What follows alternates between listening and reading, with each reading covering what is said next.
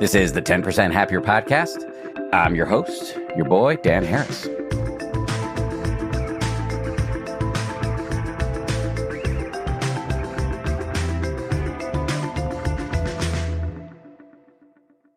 Hey, how we doing, everybody? Most people hate their jobs. That's according to the data. Even if you love your job, as I happen to do, it can still be a titanic pain in the ass. It can be a source of stress, burnout, social comparison. It can bring up unexamined fear and greed. So how do we infuse this part of our lives, work, with meaning and happiness? My guest today argues that work is changing in rapid and fascinating ways. People used to have clear career paths, but that is no longer the case, according to my guest. Life is nonlinear, he says. This can be scary and confusing, but it's also an opportunity to flip the script, to control your own destiny. Bruce Feiler is the author of 7 New York Times bestsellers, including Life is in the Transitions, which he came on this show not long ago to discuss. He's got a new book, which is why he's back on the show. The new book is called The Search: Finding Meaningful Work in a Post-Career World. In this conversation, we talk about how Bruce went from being a guy whose early work focused on spirituality. In fact, his first book was called Walking the Bible. How did he go from that to now focusing on work? We talk about how historically work was something that was supposed to make you unhappy and how millennials and Gen Z have helped change that. What a workquake is, why the majority of us actually have 5 jobs, what those are and why they matter, what a meaning audit is, and the single best question you can ask yourself to help figure out how to succeed. This is part 4 and the final part of our series, which we call Sanely Ambitious. If you missed the earlier episodes, go check them out. In those, we talk to guests about how to integrate mindfulness into work, how to handle big emotions at the office, and much more. If you've got feedback, I want to hear it. Hit me up on Twitter. I guess it's X now. You can also hit me up on Instagram or TikTok. I've been experimenting with posting more videos there, so go check those out if you're up for it. You can also hit me up through the 10% Happier website. As you know, we're in the middle of a big series on work here on the podcast, which feels like a good time to point out that even if you love your job, you will experience stress. However, stress does not necessarily have to be a bad thing. It can actually be something you harness to your own advantage. To help you navigate stress this fall, we've taken one of our most popular courses from the 10% Happier app, a course called Stress Better, and we've turned it into a meditation challenge. You will learn from a renowned stress researcher at Columbia University, Professor Modupe Akinola, and from the amazing meditation teacher, Sebene Selassie. They'll teach you how to use stress to your advantage. It's a 7-day Stress Better challenge, and it kicks off on Monday, September 11th, and you can join over on the 10% Happier app right now. Every day, you'll get a short video followed by a free guided meditation to help you establish or reestablish your meditation habit. To join the Stress Better challenge, just download the 10% Happier app wherever you get your apps, or by visiting 10%.com. That's all one word spelled out. If you already have the app, just open it up and follow the instructions to join. If you're not already a 10% Happier subscriber, you can join us by starting a free trial that will give you access to the challenge along with everything else on the app. Bruce Feiler, welcome back to the show. My pleasure, Dan. Thank you for inviting me. I'm very excited to talk about this. This is of high interest to me. I think of you as the guy who, wrote books about the Bible and then wrote an amazing book about how to deal with big transitions in life. How did you end up in this discussion around work and success? Well, first of all, thank you very much for inviting me. I just love everything you're doing at 10% Happier, and I'm looking forward to this conversation. I felt the same way. I feel like I spent most of my life trying not to write about this topic. The things that I have customarily written about in the 3 decades I've been doing this have been spirituality, right? And family and meaning and purpose. And for most of our adult lives, that was very segregated from work. And then on a very high level, I would say that I feel like work has moved in my direction, right? My wife likes to say of me that I have hard knowledge about soft things. And I think that work has become soft in a lot of ways that we're going to get into, I'm sure. So that I would say is the general thing. The very specific thing is that book, Life is in the Transitions, that we talked about when it came out, which is all about how life has become more nonlinear. We spend more of our lives in transitions, and transitions are a skill that we can and must master.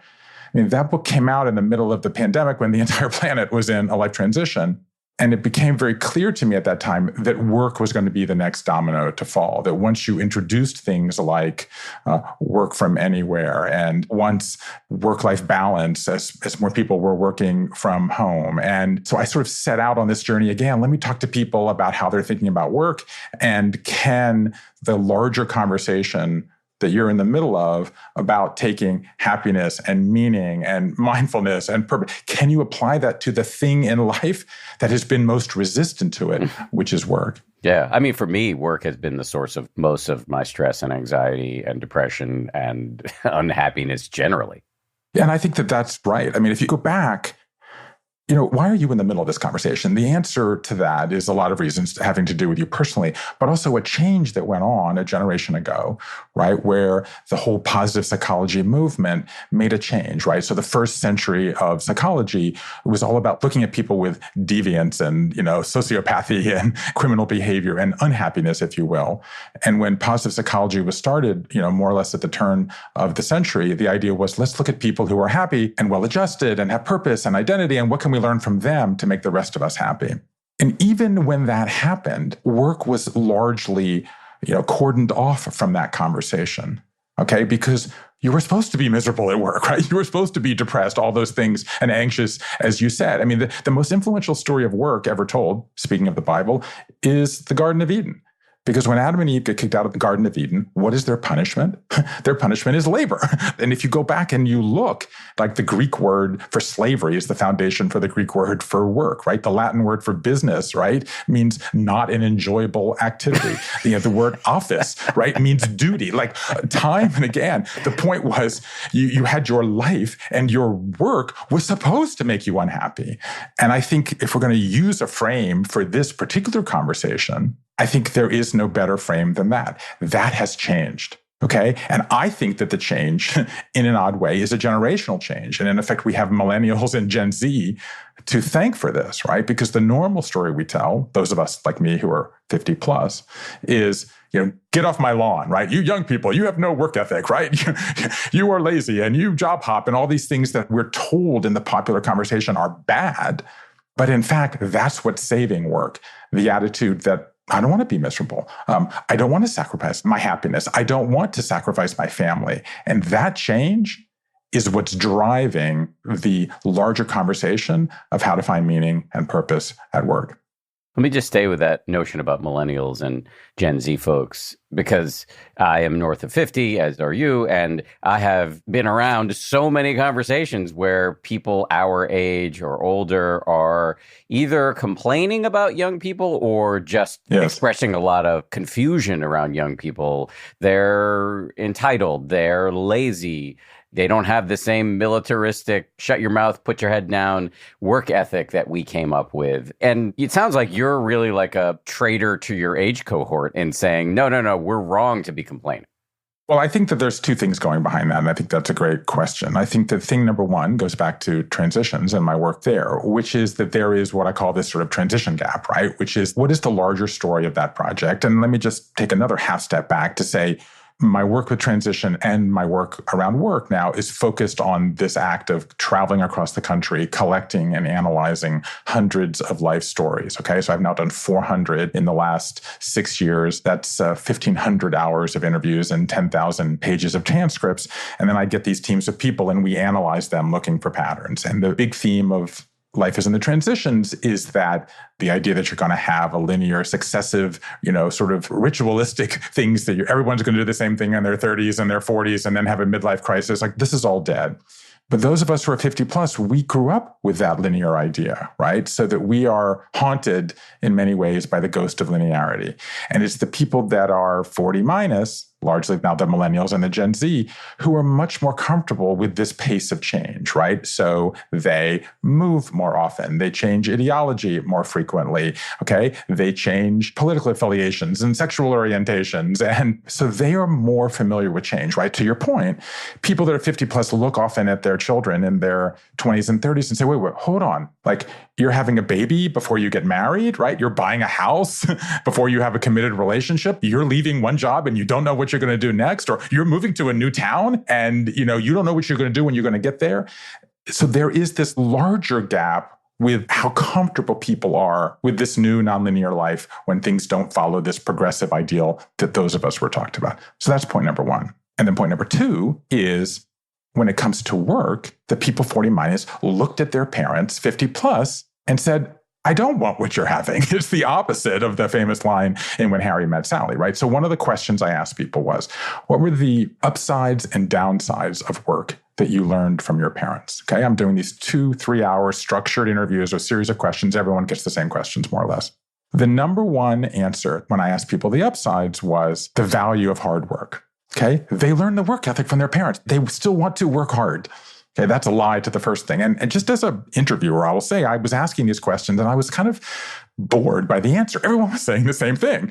And so I was like, well, what if I asked the downsides? And so then I said, well, what were the downsides of work you learned from your parents? And this is where the answers got interesting, because 2/3 said the upside was the value of work, but the downsides were clumped together all around a third. The number one answer was overwork.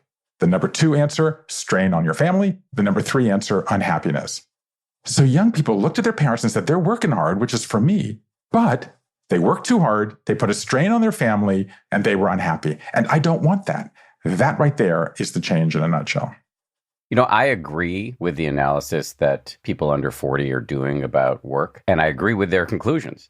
I do sometimes feel like I did when I was a freshman in college, and I pledged a fraternity and went through all the hazing, and then the fraternity disbanded, and I didn't get a chance to do it to other people. So now I'm like a 50-plus-year-old guy, and I've got to be way nicer to junior employees than anybody was to me when I was coming up. You know, the people that I have met in my life and that I talk to who feel that way the most are actually women who feel like, I can't tell you the number of women that I talked to, interviewed, who said, you know, back in my day, I had to go to work a week after having my baby, right? And so I think that there are some people, no doubt, who wanted to pass that on to the people behind them. You need to understand, you know, what it means to work for the man, right? But I think far more young people are willing to walk away. And that's the third element that we haven't really talked about. Okay. And the third element that we haven't really talked about is a reduction of the stigma of leaving your job. And that I think is worth pausing on, right? You know, so the search is built around what I call the 3 lies and 1 truth about work. And the first lie is that you have a career. So for most of human history, there was no word for work. There was no word for job because we didn't need one. Most people lived where they worked and they worked where they lived. And people did everything, right? They farmed, they raised their own animals, they grew their own vegetables, they were their own doctors, they made their own candles, right? Everybody did everything. And that's how people viewed work. It was supposed to be miserable. 90% of the people spend 90% of their time just on subsistence living. This begins to change in the industrial era, which is, you know, let's just say in the middle of the 19th century.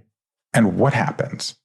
The answer is farm equipment and the automobile and new technology allows people to farm much more efficiently, and people move to the cities, right? We're in a conversation now, right, where AI is going to disable everything. Let's see, that may or may not happen. I'm a skeptic of that view. But you know how many people lost their job in the industrial age? The answer, 1/3 of the country. And they left rural areas and they moved to the cities. And then they're joined in the US with tens of millions of people from overseas. And so suddenly you have all these new companies and these new jobs that need to be filled. The word job is more or less invented in the 19th century. And you have all these people coming to town with no work.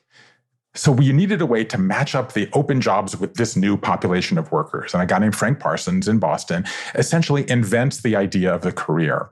In 1909, he opens the first job career counseling center in Boston. And within 2 years, every school in the country is doing it. And the idea was you took a worker in their early 20s. If they were male, you asked them a series of questions and you linked them with a job, and then they did that job for the rest of their lives.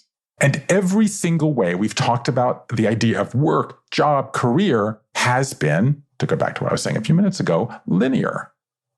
Okay? The career track, the corporate ladder, right? All of these were linear constructs. And then when the idea of changing jobs kind of develops in the middle of the 20th century, what gets invented? The resume. No one ever needed a resume. That was essentially invented in the middle of the 20th century.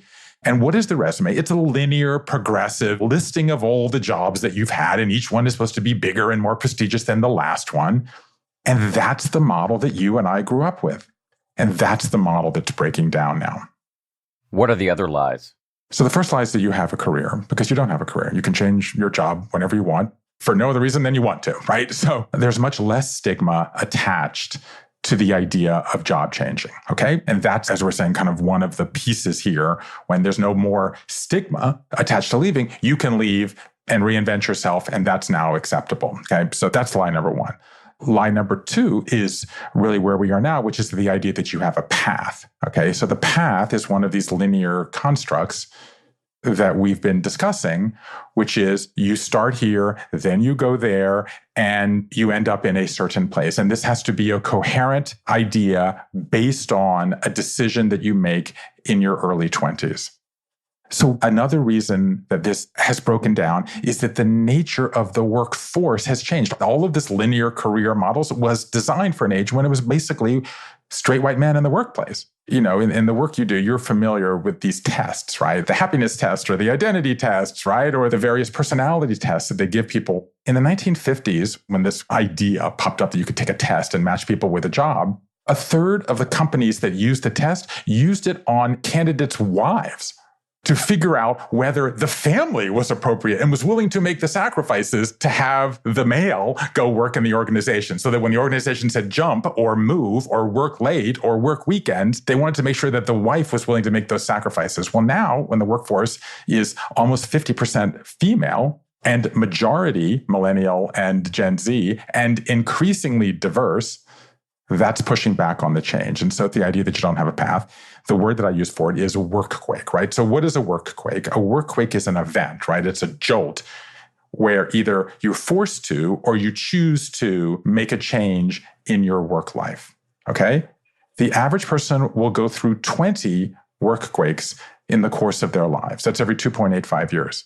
But to what we've been talking about, women go through them more than men, Xers go through them more than boomers, millennials more than Xers, and Gen Zers, the data, it's too early because there's not enough of them in the workplace, but almost assuredly will go through them more frequently than millennials. And diverse workers go through them more frequently than non-diverse workers.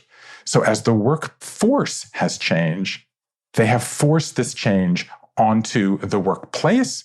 And as a result, forced it on the managers, those of us who are 50 plus, who might be complaining, but because their workforce is now majority under 40, they have no choice but to adapt.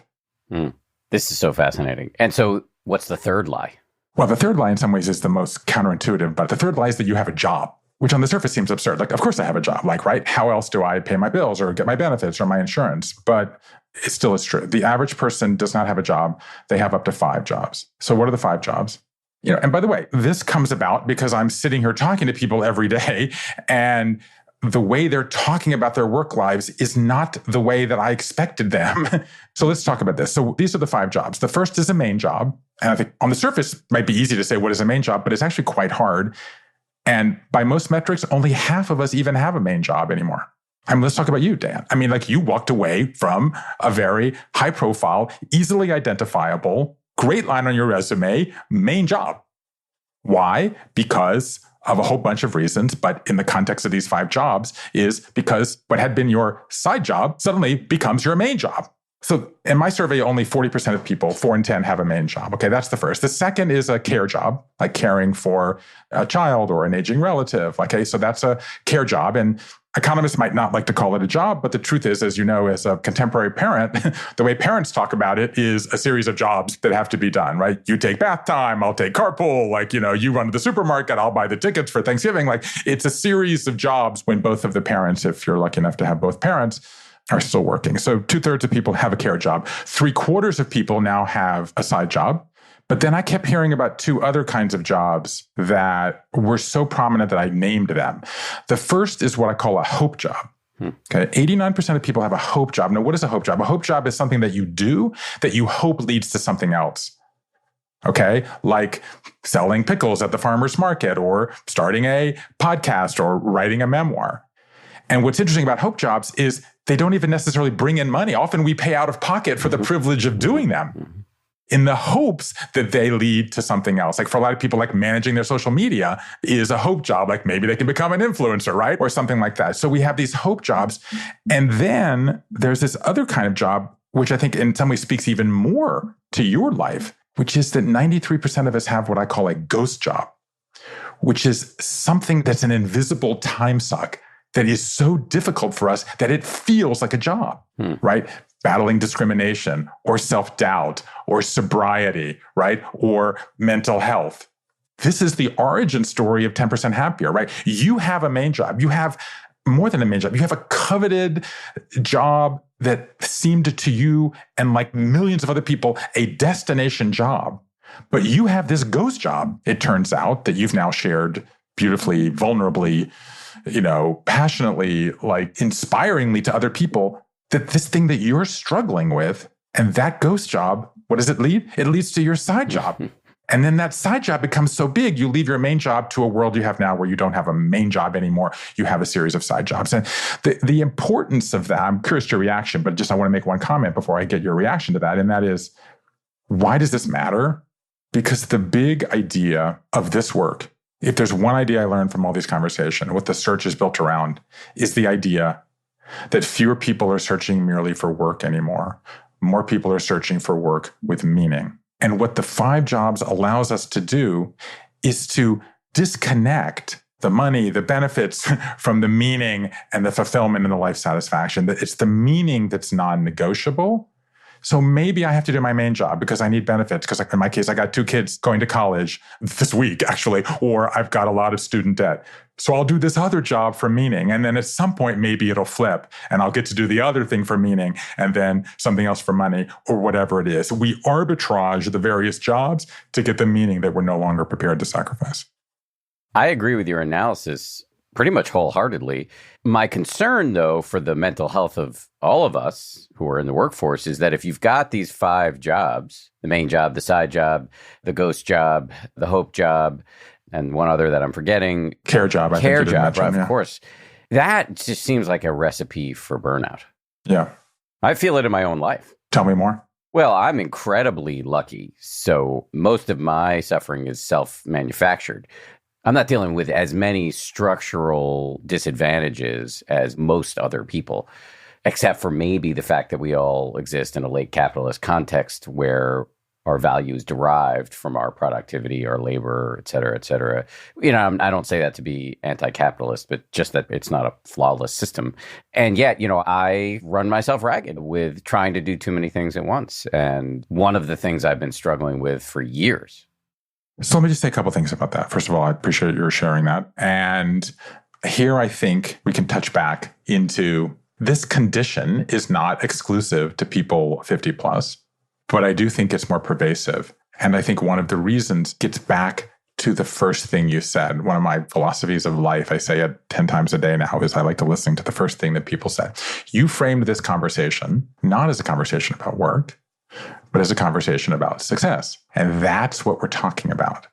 We're talking about how is it that you define success.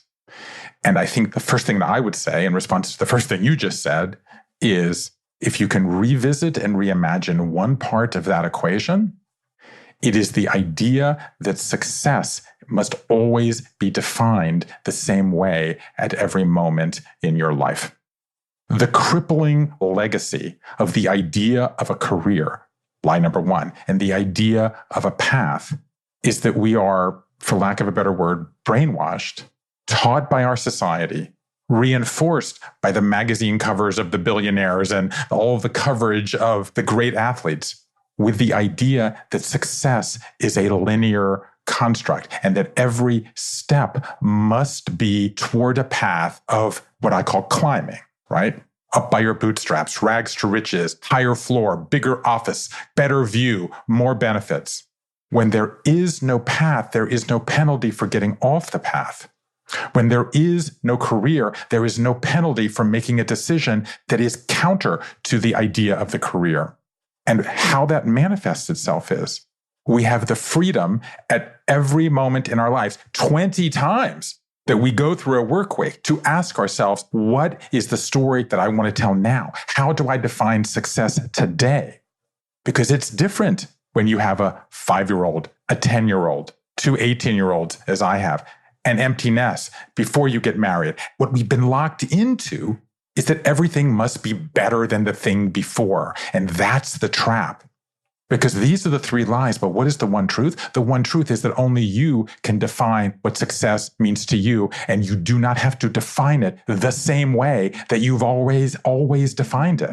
And that's the opportunity, but that's its own burden. And this is the gap that it turns out that I stumbled into. Like, I identified these three lies, but then I realized, okay, well, the good news is everybody gets to write your own story of success.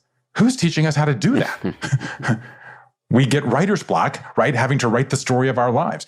Like, that's the situation that we're in now, which is why the second half of my book attempts to give people a set of tools to ask when they're saying, well, what does success mean to me right now? Coming up, Bruce Feiler talks about the historical figures who helped define how we think about work and success, the biggest single question you can ask in order to figure out what success looks like for you, and what a meaning audit is.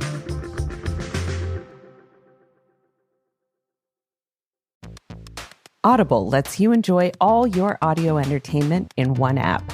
You'll always find the best of what you love or something new to discover. As an Audible member, you can choose one title a month to keep from the entire catalog, including the latest bestsellers and new releases. Members also get full access to a growing selection of included audiobooks, Audible originals, and podcasts. You can download or stream our included titles all you want. A friend just texted me about the new Anne Patchett novel, Tom Lake, as narrated by none other than Meryl Streep. I think that's going to be my next listen. New members can try Audible free for 30 days. Visit audible.com/10% or text 10% to 500-500. That's audible.com/10% or text 10% to 500-500 to try Audible free for 30 days. Audible.com/10%. Most of us have subscriptions for everything these days, from streaming services to fitness programs. And sometimes it really does feel kind of impossible to keep tabs on what you're paying for every month. That is one of the many reasons why I've become a fan of an app called Rocket Money. I recently got a trial subscription and I've been playing around with this app, and it does so much stuff. It helps you find subscriptions that you've been paying for and not using, which is great. It can help you start and maintain a budget. Lots of stuff that I personally need help with, and it does it all with a great interface. It's super easy to use. Rocket Money is a personal finance app that helps you find and cancel your unwanted subscriptions. It monitors your spending and helps you lower your bills all in one place. With Rocket Money, you can easily cancel the subscriptions you don't want with just the press of a button. No more long hold times or annoying emails with customer service. Rocket Money does all the work for you. Stop wasting your money on things you don't use. Cancel your unwanted subscriptions and manage your money the easy way by going to rocketmoney.com/happier. That's rocketmoney.com/happier. rocketmoney.com/happier.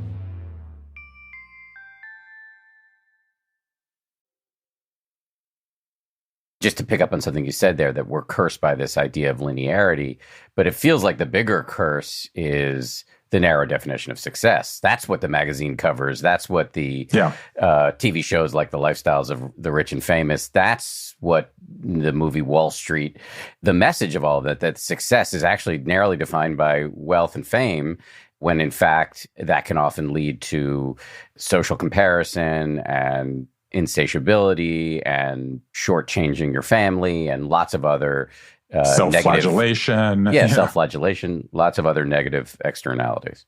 Yeah. Okay, so this is what I love about this, right? Because I like that we have time to dig into that, and I'm grateful, and this is one of the benefits of doing what you do. So let's talk about the story of success. And this is not something that we talk a lot about. So success has been a story that has attracted a lot of attention in this country for a whole wide variety of reasons that we can explore. But it's largely an individualistic place that, right, people come from other places to be here and they get something of an open book. And so therefore this has been built in. And there are a couple of people that we can blame for this problem of success. And they tend to be heroes, but let's point them down a few notches. The first is Ben Franklin. So Ben Franklin, through Poor Richard and a series of things that he does, he sort of embodies this story. And Franklin's message is extremely clear. Success is all about character. right? Virtue, early to bed and early to rise, and, a penny saved is a penny earned. And this is a sort of agrarian idea when religion was front and center in American life, that if you had virtue, you could be successful. And who is the greatest embodiment of this? Horatio Alger, right? Who's Horatio Alger? Horatio Alger is actually a preacher. His father was a prominent preacher in Boston. He goes to college. He ends up in a Unitarian church in Cape Cod. And 3 years later, he's run out of town and he moves to New York and he writes a series of books about these young street urchins who rise to success. And this becomes the Horatio Alger story. He sells 1 million copies in the late 19th century, but in the next 50 years, he sells 3 million copies. He becomes bigger. There's still a Horatio Alger story society today, because that's the classic American story. Why did Horatio Alger leave the church and move to New York and start writing these novels? He was a pedophile.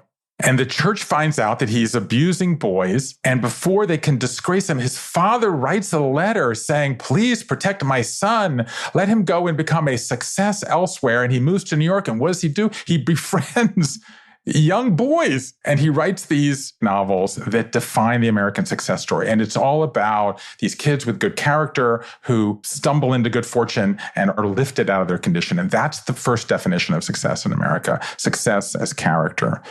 Who changes that? Answer, Dale Carnegie. Dale Carnegie, another kid from the Midwest who moves to the big city and starts teaching elocution and public speaking and writes How to Win Friends and Influence People in the 1930s. And what is that story about? That story is, it's all about personality. It's marketing, how to cover up your list and how to be dynamic and how to be a good salesman. This is exactly what's happening in the world, is that we've moved from the farm culture to the industrial culture to the office culture. And this is it. The idea is success is all about personality, how you market yourself and your pizzazz and your appearance and your speech. That's also no longer relevant today. The cutting edge of the success story today was basically pioneered by a man named Mark Savickas. Mark Savickas, his father actually had a disability and was denied work, and this inspired him to go into the career counseling business. And what he realizes is that there's a change going on in the 21st century, and that success is not your character and success is not your personality. Success is your ability to identify what is it inside of you that you want to do. The best way to characterize this would be success is a story. And Savickas tells me when I talk to him that when someone comes in and says, I don't know what to do, he says, I usually know within 5 minutes. But my job is not to tell you what to do. It's to help you discover what it is that you want to do and what it is you want to do at this moment in your life.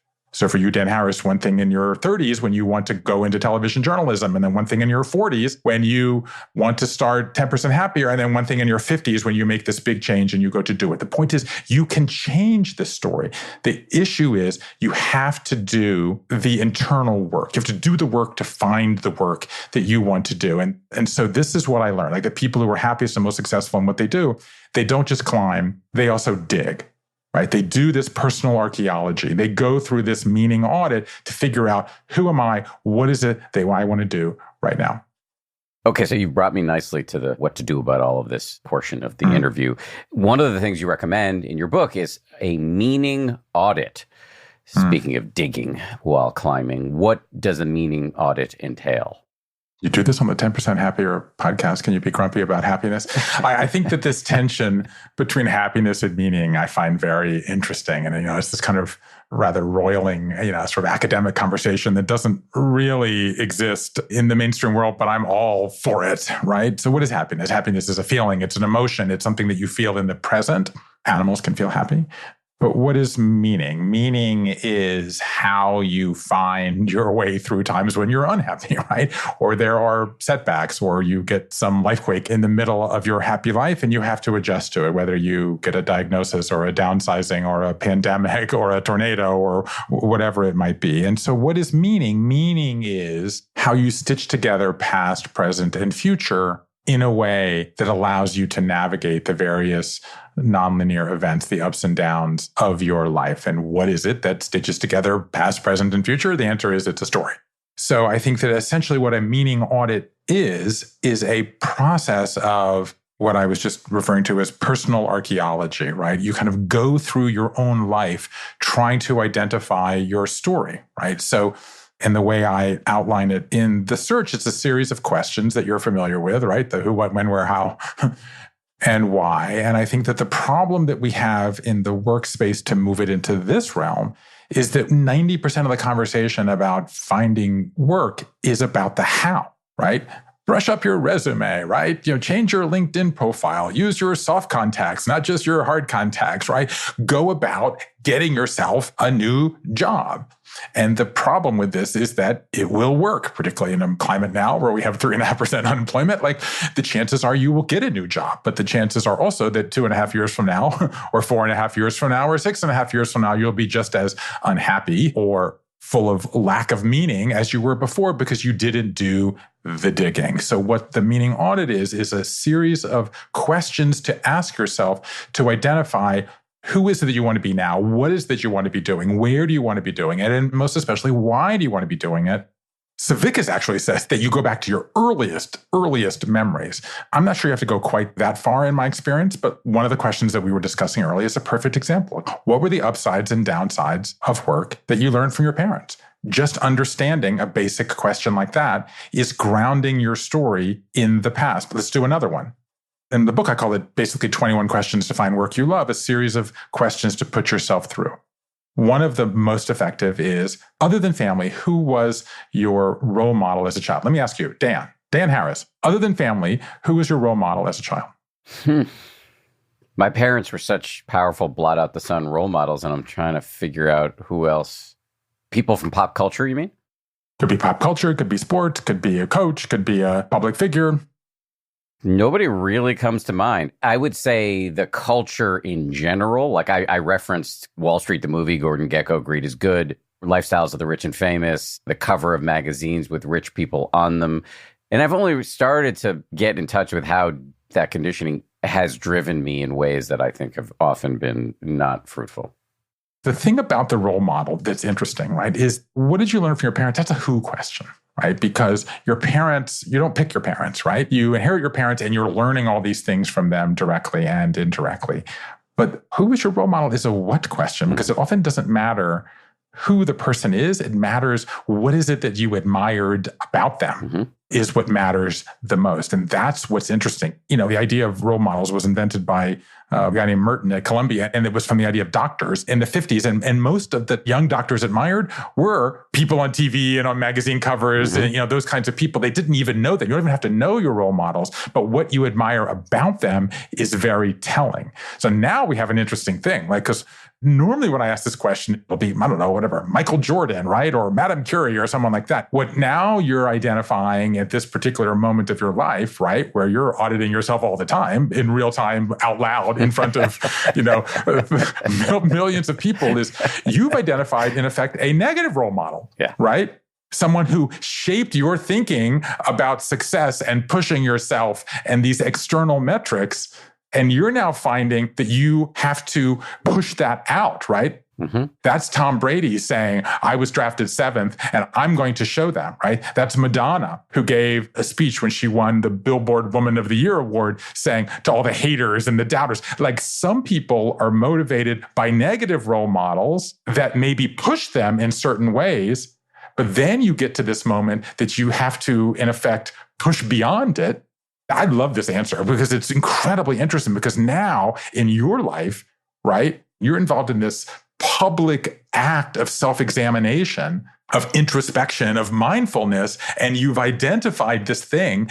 And for your work life, here it ricochets. You walk away from the job that would, on the surface, appear to give you that effortlessly for a much harder path. And that is what's really interesting. So a simple question like, what did you learn from your parents? What was a role model? Let me ask you this question. What places were you drawn to as a child? This is such a good set of questions.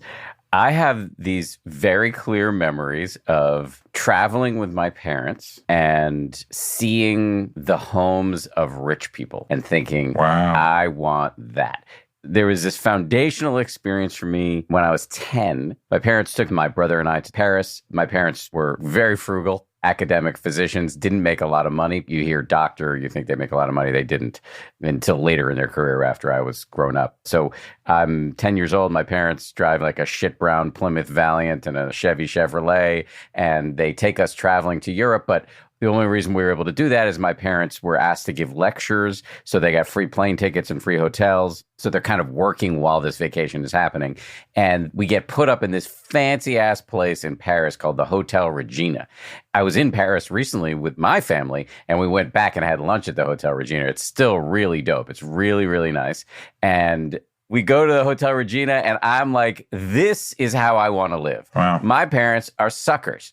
They're working their asses off, and they got terrible cars and a middling house. And that was, to the 10-year-old mind, my 10-year-old mind, a huge wake-up call. I'm a where guy.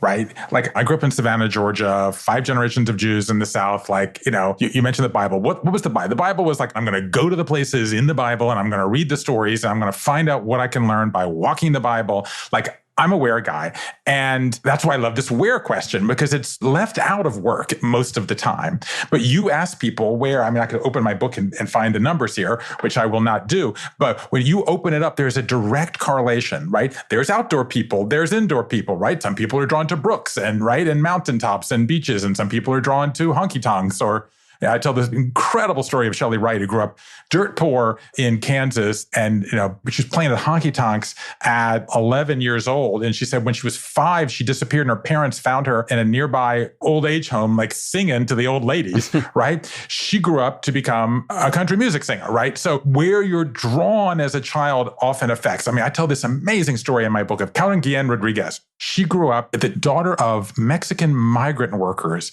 in the Central Valley of California. Couldn't rub 5 nickels together in a crappy rented home. Why? Because the father worked really hard and then drank away every buck he ever earned and left the mother to raise the children. They could never even afford a house. And finally, she, as an 11-year-old, said, we can't live like this, confronted her father as a Mexican Catholic girl in the 50s and confronted her father. She said, I thought he was going to hit me. And said the next day he came and said, get in the car.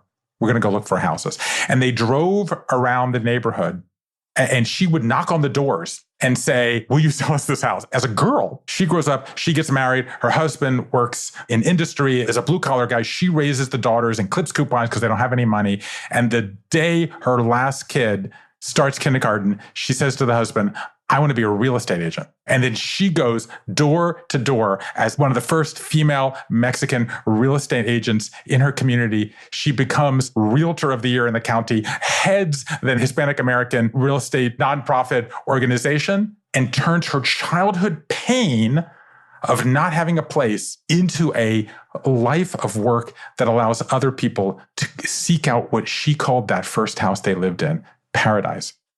There's a poetry in these stories, Dan, that we often miss in the conversation about work because we miss the fact that we have what I call a toothache, like something that's been grinding at us, a pain in our lives. I've asked millions of questions in 35 years of being a professional writer. The best single question I ever asked people was, did you have a toothache as a child? And that question came from a fairy tale by Hans Christian Andersen called Auntie Toothache, which was the last of all the fairy tales that he wrote about a young boy who has a dream. And the aunt says to him, well, you have a way with words. You're going to be a poet someday. But he also has a lot of toothaches. And one night he's in a delirious dream. He's visited by this older woman. And she says to him, every great poet has a great toothache. And I crazy love this story. And I asked every single person, did you have a toothache as a child? And what you've just been telling us is a toothache that you had as a child. You had some pain that was driving you, whether you were aware of it. I don't know. Did you feel like you were aware of this at the time? Oh, yeah. Maybe it sounds like you were at 10, you said it. So you have this toothache and it has driven you all of these years. And what you've finally done in your 50s, because you are devoted, not only doing it yourself, but to helping all the rest of us, go through this process of self-examination, doing the digging, doing what I'm here calling a meaning audit.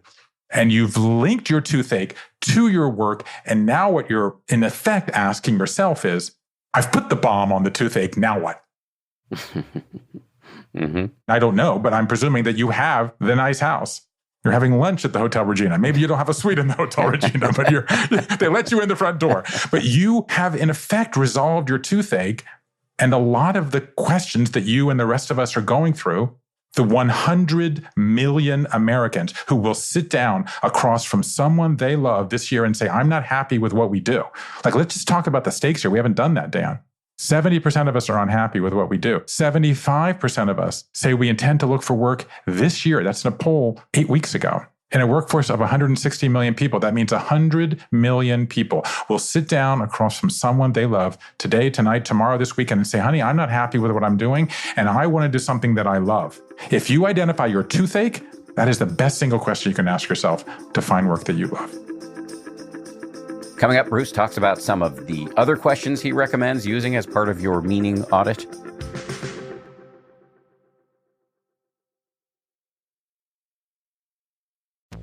Every parent, of course, wants to set their kids up for success, and part of that is choosing the right school environment to fit your child's needs. K-12 powered schools can help your child start reaching their full potential in life right now and give you the support you need to get them there. K-12 powered schools are tuition-free, online, accredited public schools. For kindergarten through 12th grade, students learn at their own pace, in their own place. This is not homeschooling where you're responsible for doing the teaching. K-12 powered schools, state certified teachers are trained online educators. K-12 powered schools even offer social opportunities, extracurricular activities, and in-person events. Join the more than 2 million families who've been served by K-12 and empower your student to reach their full potential now. Go to k12.com/happier today to learn more and find a tuition-free K-12 powered school near you. That's letter K, the number 12.com/happier. K12.com/happier. The Angie's List you know and trust is now Angie, and we're so much more than just a list. We still connect you with top local pros and show you ratings and reviews, but now we also let you compare upfront prices on hundreds of projects and book a service instantly. We can even handle the rest of your project from start to finish.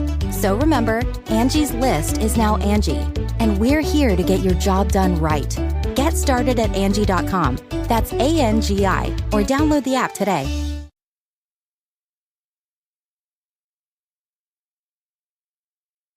What are some of the other key questions that we can ask in order to help us write the story of our success? Yeah, I think that's great, because I think that what I've been talking about here is the past, right? What are we talking about? Past, present, and future. So a set of the questions are about the past, but that's only step one. Then step two is to go to the present. So here's a very simple question. I'm at a moment in my life when blank. Okay, that's a when question, okay, in my construct of who, what, when, where, why, and how. I'm at a moment in my life when blank. Okay, we talked about this, right? I'm in a moment in my life when I need to prioritize money because I'm sending 2 kids to college, because I want to buy a new house, because I have a student debt I want to pay off. Or maybe I'm in a moment in my life when I've got 2 kids under 5 and I want to prioritize work that will allow me to be with them. Okay, so I don't want work that makes me travel. Or I'm in a moment in my life when I'm an empty nester, or I'm a little bit older than you, or when my aging parent who I've been, lovingly sacrificing to take care of is now deceased and I can do something for myself. Or I'm in a moment in my life when I don't want to commute anymore. So I want to prioritize work from anywhere, or I want to move out of this rabbit hole apartment that I live in and move to a place where I can have a backyard. We're deep enough into this conversation, you can see how all of these themes begin to overlap. In the old linear career model, to make one of those choices was to stigmatize yourself. I want to stay home with my kids. I know I said I wanted to work, but now I've had these kids, I want to stay home from them. And what were 2 generations of women who did that told? You get off the escalator, you'll never get back on the escalator. Like, what has squandered more human potential than that?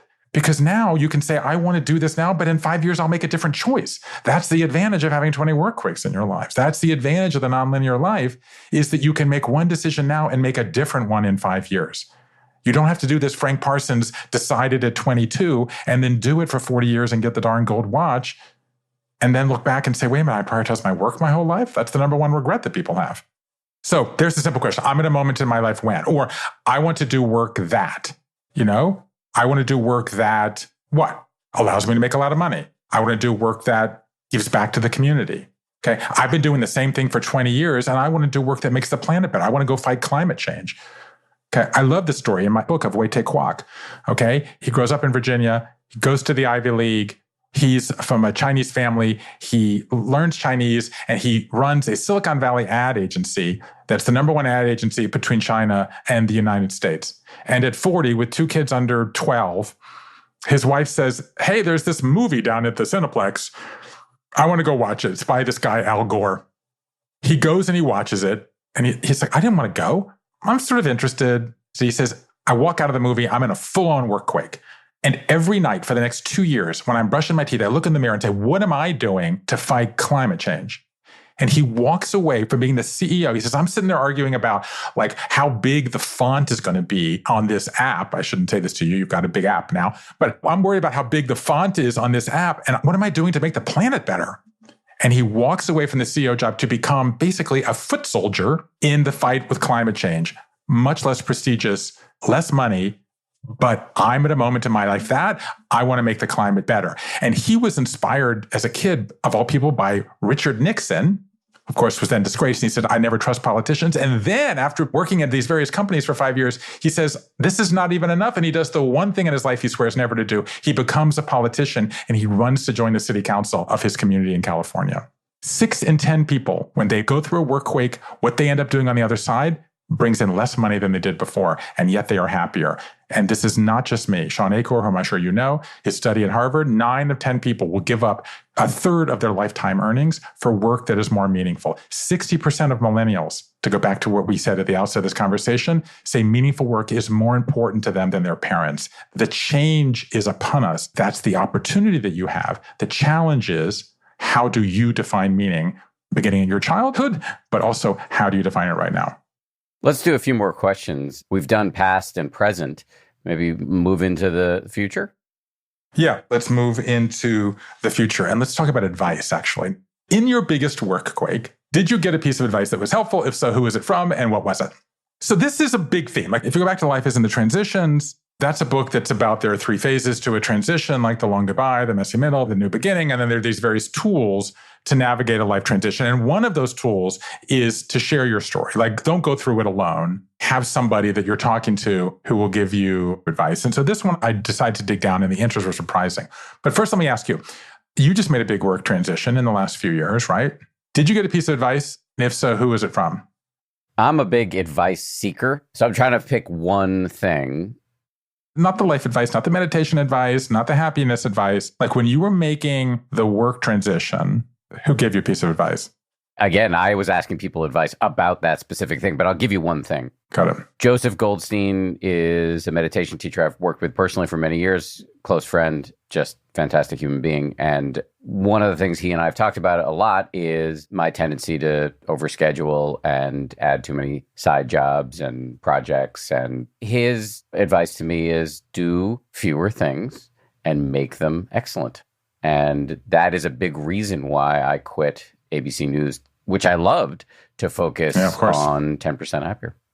So 2 things about that. The first headline is that the number one advice came from colleagues and family was last, which is interesting, right? So the colleague thing is interesting because you might think, like, I shouldn't talk to my colleague, right, about leaving this job or staying in this job and reimagining. Now, these people leave jobs, by the way. Although interesting statistic, actually, that just pops into my mind. Half of the people who change jobs change occupations. So the best advice is from colleagues, interestingly enough, not from family. Why is that? I mean, it either could be that we downplay the advice of our spouses, or it could be to say that our partners are stakeholders, and maybe they're not giving us the advice we most need because they're scared too. And, the fears kind of compound on each other because if you make a job like this, where are the benefits going to come from, right? Is it going to change the salary? So that's interesting. Okay. But what people said the best advice was interesting. And I think you didn't quite say it this way, but my response when I heard you was, did you already know that you overscheduled and that it was fear-based? Or was he telling you something new, or was he reminding you of something that you already knew? It sounds like it's the second one. I did know at the moment he told me, but I had only recently taken it in a powerful way. Right. So here's the thing. 3/4 of the advice that people said was the best advice that they got in a workquake was keep doing what you think you should be doing. That people do not want a kick in the butt or a slap on the back of the head. They want a pat on the back. And this goes back to the Savickas thing where he said, I know within 5 minutes, but my job is not to tell you, it's to help you discover it, right? Savickas calls this your known unknown, right? You have this thing that you know, but it is unknown to you and you have to get in touch with it. So therefore the question in the part of the search that turns this into questions, the best advice I have for myself right now is blank.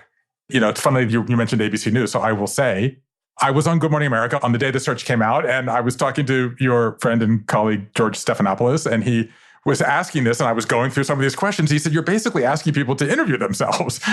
And I said, yes, in your own way. What I'm saying is, before you get to the how, back to what I said earlier, we put how too early, go through the who, the what, the when, the why. And so that would be a why question to ask yourself. If you're going to put that into a question, or just said the best piece of advice is, and that's the toothache.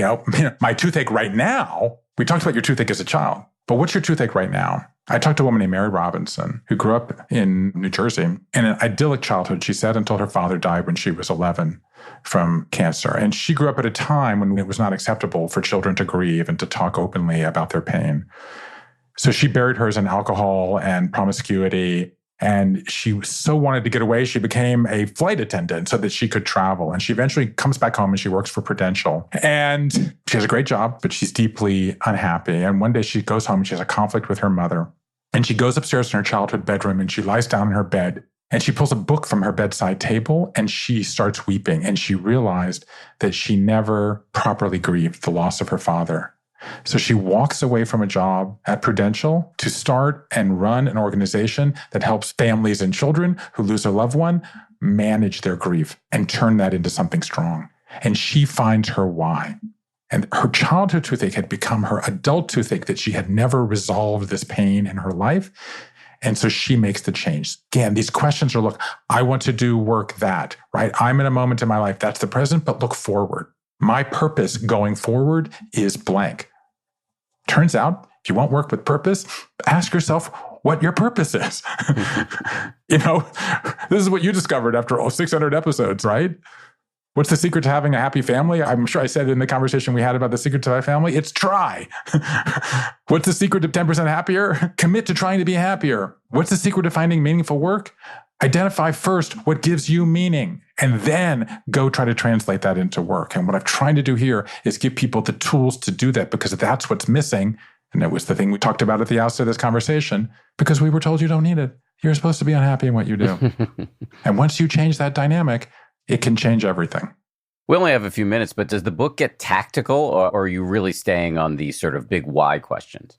The second half of the book is the 21 questions and how other people answer them, right? So it's like Does Turgle's Working from the 1970s, but I did all these analytics and it's a series of tools, right? So the first half explains all of the various lies and the one big truth. And the second half is a step-by-step. It goes through the 21 questions. And when I grabbed the book here a second ago to look it up, I was looking actually to the very, very end of the book, where I literally lined them up. So here's how to write the rough draft of your story. And going through this transition, I realized I want to be the kind of person who, blank. I want to do work that, blank. I'm in a moment in my life when, blank. I want to be in a place that. It basically helps you write a rough draft of the work story that you want to be telling. If there's one common element to all of the work stories that I've listened to and coded and analyzed and kind of immersed myself in for the last 3 years and collectively in the last 6 years, it's that every work story at one moment has what I call the unright decision. The CEO who steps down, to become a field worker. The woman who's a spy on the Soviet desk, who leaves the Soviet desk to run payroll at the CIA, which all her friends tell her, crazy, you left the sexiest job for the least sexy. What does she end up doing? She ends up running the CIA. Okay, this woman who left the Fortune 500 company to start a nonprofit about grieving. They include the unright choice, okay? They get off the path. They make the move toward what should be unsuccessful. And in the so doing, they make the right choice for themselves, because the unright choice will disappoint somebody. Maybe that's the family thing. It will disappoint somebody, but it's the right story for you. And in the process, what's happened is, and this I think is the beauty of it, By having all of these abnormal stories, the ones that break away from the traditional career and the traditional path and the traditional job, what's happening in the world of work today is that the abnorm has become the norm. And that gives us all permission to make the unright choice for ourselves, which will collectively make it easier for everybody to make the decision that will allow you to find the work that gives you the meaning you crave, the purpose you deserve, and the success that's right for you on your own terms. I think you're doing a lot of people a great service by giving the tools to make these huge decisions. Before I let you go, can you please just plug the shit out of your book and any other book that you want people to check out, or any other resource at all that you've put out into the world? Well, first of all, thank you. And let me just thank you again. I have been blessed to know you and have multiple conversations with you over the years. And you've made a series of perhaps unright choices, including being vulnerable about your own struggles that have obviously proved to be the right choice for you and so many of us who have come to rely on you. And so I want to salute you and congratulate you and thank you for including me in a small way in the community that you're building. And this is my work now. It's helping people navigate these transitions. I write a weekly newsletter called The Nonlinear Life, which is Bruce Feiler .substack.com. And there have been 2 books that have explored this. The first is Life is in the Transitions, Mastering Change at Any Age, which came out in 2020, led to a TED Talk and now a TED course on how to manage life transitions. And the new book that we're talking about is The Search, Finding Meaningful Work in a Post-Career World. And it's basically a toolkit to help you or someone you know is in a workquake right now. And if you don't know what to do, do this. And that's what I've tried to do. And I appreciate the point you've made because you're so practical. And a lot of your work to give people not only, the way people respond to my work these days, Dan, and this is a technical term, is that they say, like, you've put words to the feelings that I have. And that's what's most gratifying is like dropping the linearity and accepting the being in the nonlinear life is the great opportunity. You don't have to feel like I'm off track, off kilter, off schedule in some way. And so what I've tried to do is to give people the tools to manage their transitions. And now with the search to manage the work transitions in order to help people get what they want and what they deserve, which is the opportunity to live a life that is fulfilling on the terms that you seek. Bravo. Bruce Feiler, thanks for coming back on the show. Really appreciate it. My pleasure. Thank you for inviting me. Thanks again to Bruce. Thank you to you for listening. Couldn't and really just wouldn't do it without you. If you want to do me a solid, go give us a rating or a review on whatever podcast player you use. That actually really helps. Also, don't forget to check out the new stuff I've been posting on Instagram and TikTok. I could use some feedback on that as well. Thanks most of all, though, to everybody who worked so hard on this show. 10% Happier is produced by Gabrielle Zuckerman, Justine Davey, Lauren Smith, and Tara Anderson. Special shout out to Justine, who mostly honchoed the Sanely Ambitious series that we're wrapping up today. Thank you, Justine. DJ Kashmir is our senior producer. Marissa Schneiderman is our senior editor. And Kimmy Regler is our executive producer. Scoring and mixing by Peter Bonaventure of Ultraviolet Audio. And Nick Thorburn from the awesome band Islands wrote our theme. We'll see you back here on Friday for a bonus meditation.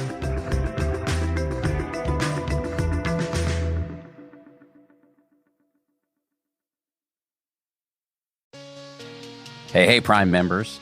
You can listen to 10% Happier early and ad-free on Amazon Music. Download the Amazon Music app today. Or you can listen early and ad-free with Wondery Plus in Apple Podcasts. Before you go, do us a solid and tell us all about yourself by completing a short survey at Wondery.com/survey. When you save on auto insurance for driving safe with USAA Safe Pilot, you'll feel like a big deal, even in a traffic jam.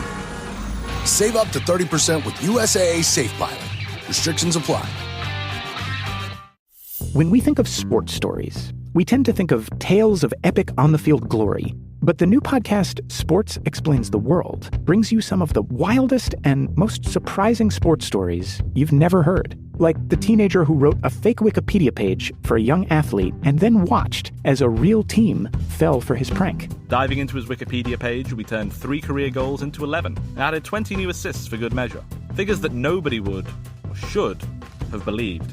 And the mysterious secret of a U.S. Olympic superstar killed at the peak of his career. Was it an accident? Did the police screw up the investigation? It was all so nebulous. Each week, Sports Explains the World goes beyond leagues and stats to share stories that will redefine your understanding of sports and their impact on the world. Listen to Sports Explains the World on the Wondery app or wherever you get your podcasts. You can listen to Sports Explains the World early and ad-free on Wondery Plus.